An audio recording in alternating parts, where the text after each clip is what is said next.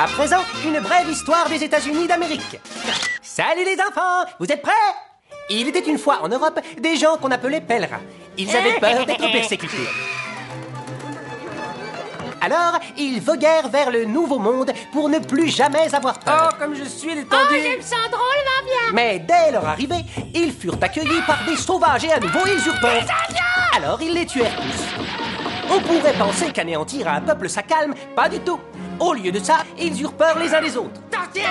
Alors ils brûlèrent les sorcières. En 1775, ils commencèrent à tuer les Anglais pour devenir libres. Et ils réussirent, mais ils n'étaient toujours pas tranquilles. Alors ils passèrent le deuxième amendement qui autorisait les Blancs à détenir une arme. Toi, mon âme, je t'adore! Mon âme, je t'adore! Ce qui nous amène à l'idée ingénieuse de l'esclavage. Il faut savoir, les enfants, qu'à l'époque, les Blancs avaient même peur de bosser. Alors, ils allèrent en Afrique kidnapper des milliers de Noirs, les ramenèrent et les forcèrent à bosser dur pour rien. Et quand je dis rien, c'est pas...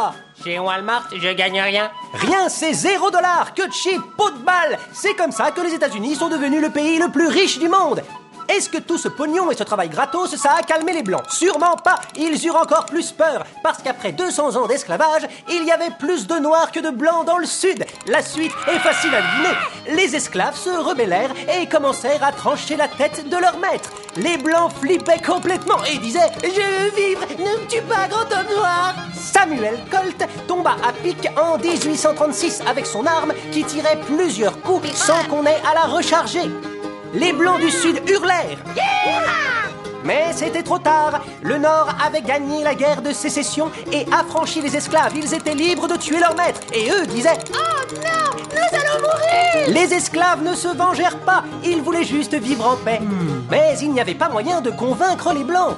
Alors, ils créèrent le Ku Klux Klan. Et quand en 1871, le KKK devint une organisation terroriste illégale, un autre groupe fut fondé, la National Rifle Association.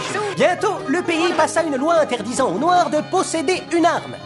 Super année pour les États-Unis, le KKK et la NRA. Bien sûr, il ne faut y voir aucun lien, c'était un hasard. L'une prônait le port d'armes légal et l'autre lynchait les Noirs.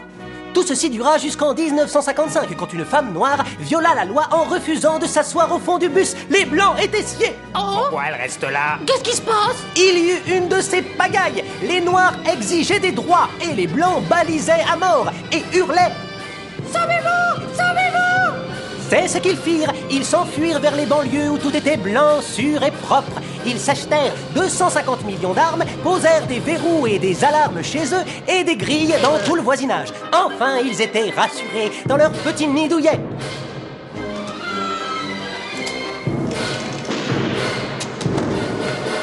Et ils vécurent heureux jusqu'à la fin des temps.